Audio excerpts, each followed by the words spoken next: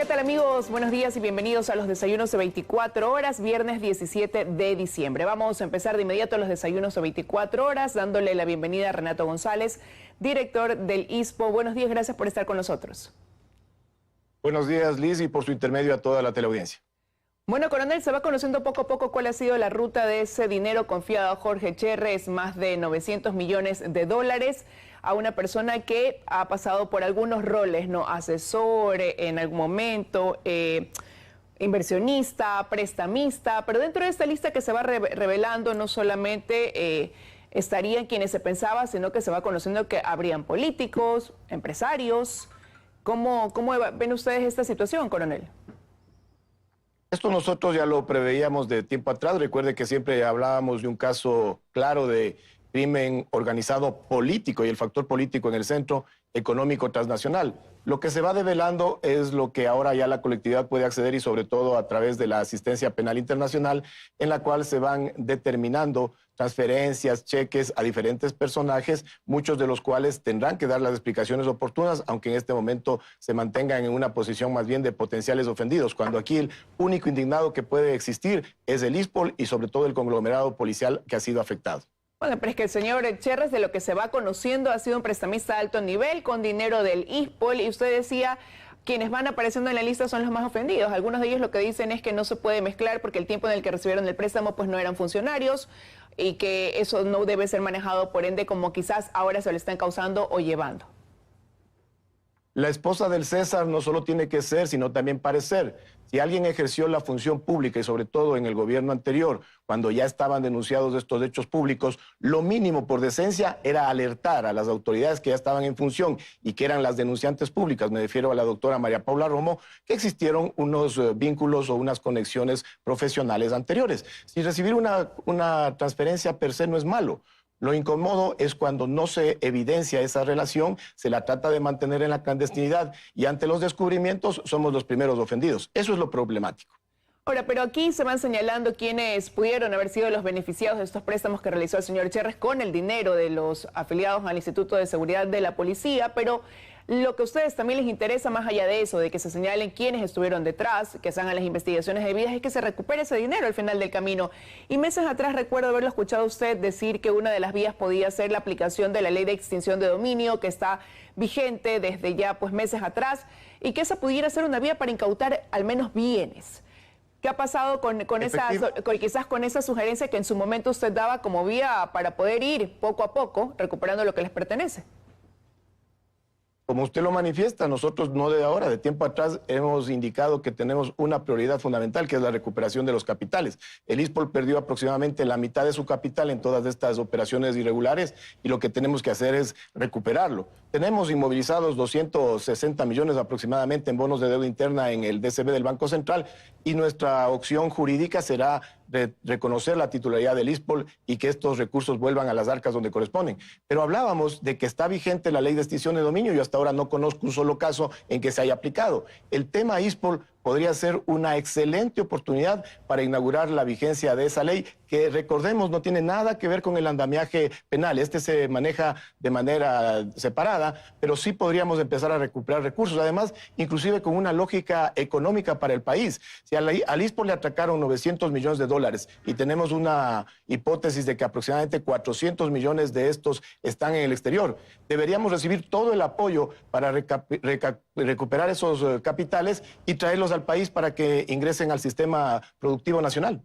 ¿Pero qué estaría faltando entonces? Porque usted lo ha dicho públicamente y no solamente ahora en este espacio, sino que desde hace algún tiempo atrás viene planteando eso como solución. Hay una ley que daría paso también a que una acción como esa se encamine, se ejecute. ¿Qué cree usted entonces que es lo que hace que en el camino al final se quede solamente en letra muerta y no, como usted también lo ha mencionado, no se lo ponga en marcha quizás con un caso como este, que ha sido tan mediático, de conocimiento público como es la afectación al ISPOL?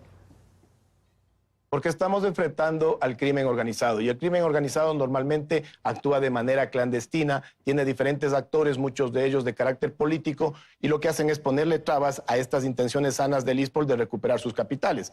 Muchas de las veces son fáciles de endilgarle la responsabilidad únicamente al sector ejecutivo y yo me pregunto, ¿y el resto de la clase política ecuatoriana, dónde está ese apoyo decidido y frontal al ISPOL para recuperar 900 millones de 80,000 familias policiales? Pero ¿y cuánto pudiera aportar quizás ayer en este espacio la directora del Servicio de Rentas Internas? Incluso mencionaba que se ha dado paso, ya se ha abierto el camino y que están comenzando a recibir información de otros países en apoyo de poder también recaudar lo que no se ha logrado debido a que ya estas personas están fuera del país quizás o han sacado sus capitales. Ella decía, hemos firmado convenios y ya se da este intercambio de información que puede llevar a una ejecución más rápida en ese sentido. Esto podría sumar quizás también a la situación que atraviesan ustedes, ya que el caso se maneja acá, pero se investiga también en Estados Unidos. Absolutamente todo apoyo es necesario e imprescindible. Todo suma al final del día.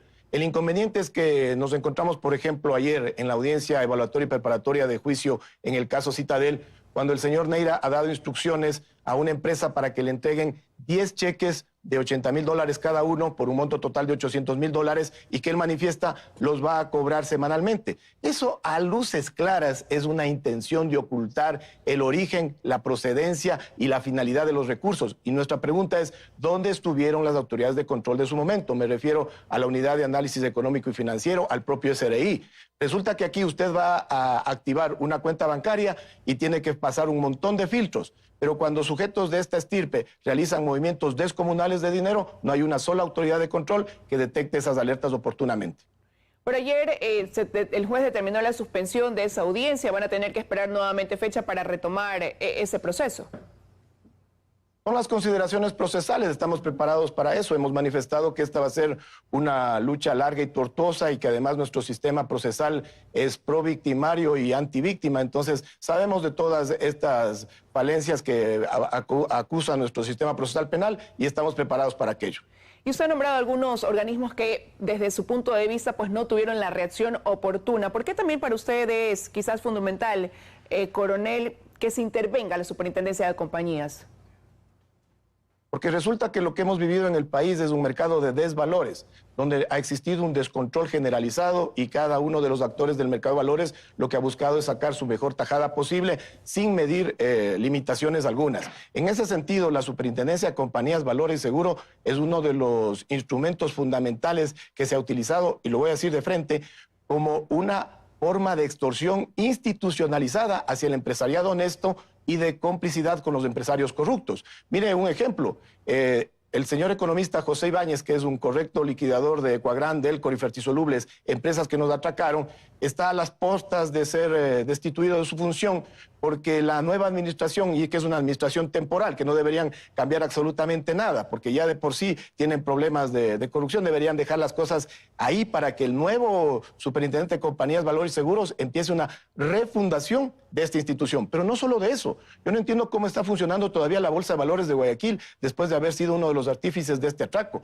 ¿Cómo tienen todavía la solvencia para mantenerle a un depósito centralizado de compensación y liquidación como el de Cevale, que muy jocosamente por varios años nos mandaba estados de cuenta y luego un día determinado del año pasado, en octubre, nos manda un certificado donde nos dice, lastimosamente nosotros en realidad no hemos sido custodios de $700 millones? Una empresa de esa magnitud tiene que seguir operando. Se acaban de integrar las bolsas de valores de Colombia, de Perú y de Chile, y nadie se pregunta en este país por qué se saltaron a Ecuador.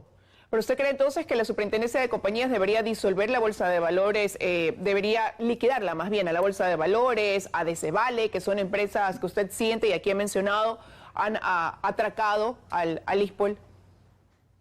Es impresentable que todavía sigan funcionando y ayer tuvieron inclusive una cena de homenaje por las operaciones del 2020 y 2021 en el Bankers Club. Esa va a ser una de nuestras exigencias iniciales al nuevo supervisor, al nuevo superintendente de Compañías, Valores y Seguros. No nos vamos a desgastar con esta administración temporal. Ahora, en su momento se pensó que quizás el tema de los fideicomisos era lo más grande y resulta que ha venido a ser lo más pequeño dentro de este caso, ¿no? A partir de agosto del 2020 el tema del ISPOL incluso se volvió mucho más vertiginoso. Hay 20 investigaciones abiertas, 6 de esas se ha visto ya un avance, 3 están con instrucción fiscal terminada, pero hay otras 14 restantes. ¿Cómo está el panorama en ese sentido dentro de la materia del encaminamiento más bien judicial, ¿no? En este caso. Efectivamente, de manera pública, el caso de los fideicomisos fue la primera alerta que se recibió a través de una publicación periodística y ha jugado un rol fundamental la prensa para no permitir que se acalle el tema ISPOL.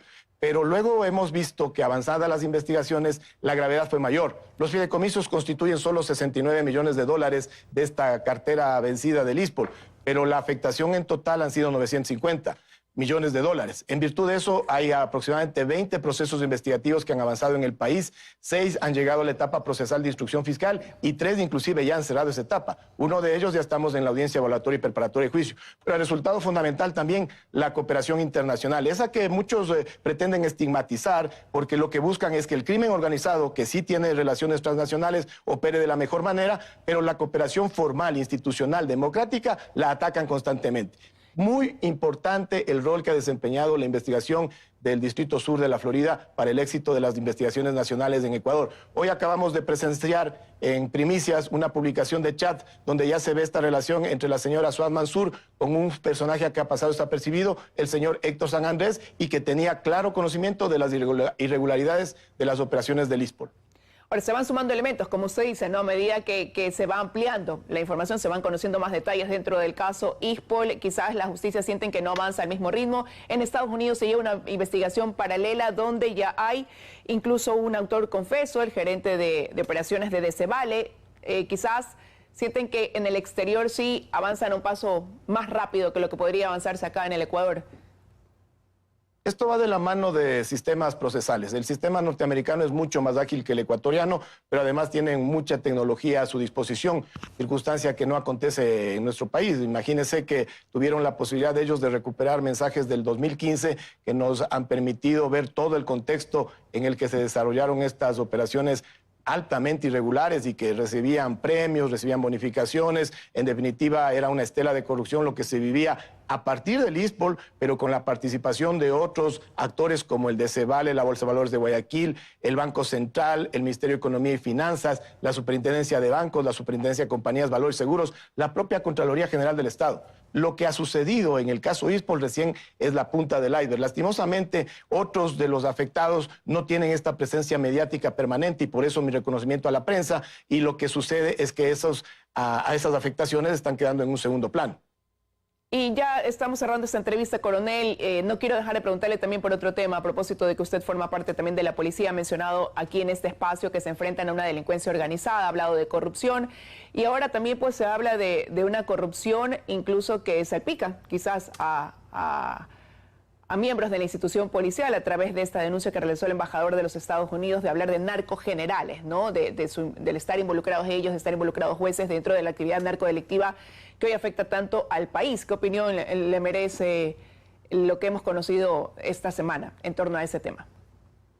Bueno, en realidad yo no soy la voz autorizada porque fui convocado por el tema ISPOL y por lo tanto no tengo esa representación. Sin embargo, como usted bien lo manifiesta, yo soy un miembro activo de la Policía Nacional y me puedo sentir afectado. A ver, hay una desventaja al hablar de una entrevista escrita porque termina siempre recogiéndose la percepción del entrevistador y no necesariamente el criterio del entrevistado. En ese sentido, yo creo que el señor embajador tuvo otra intención, cual fue la de demostrar esta colaboración permanente del gobierno norteamericano con el gobierno ecuatoriano para la lucha en la corrupción.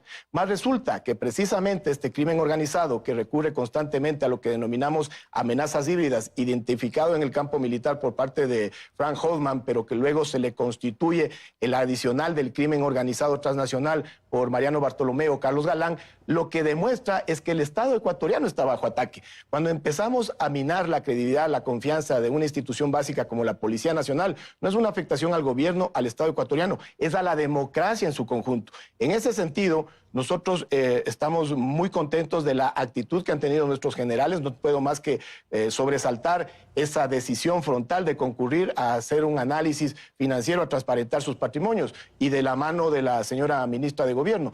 Eso es el ejemplo que los mandos medios esperamos de nuestros superiores. Miren que lo negativo de esto es que lastimosamente la sociedad ecuatoriana empieza a endilgarle a la institución policial una responsabilidad que no le corresponde y se determina solo por circunstancias de 1, 2 o 3 individuos y no se valora lo que han hecho estas instituciones en su conjunto.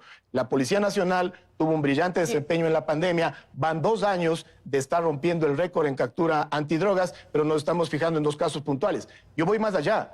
Es el momento, es la oportunidad de recoger esa colaboración norteamericana y desnarcotizar a la sociedad ecuatoriana. Deben haber narcojueces, narcofiscales y sobre todo narcopolíticos. Quiero agradecerle que haya estado esta mañana, coronel, con nosotros aquí en los desayunos de 24 horas. Que tenga un buen día. Muchas gracias y un buen día para ustedes.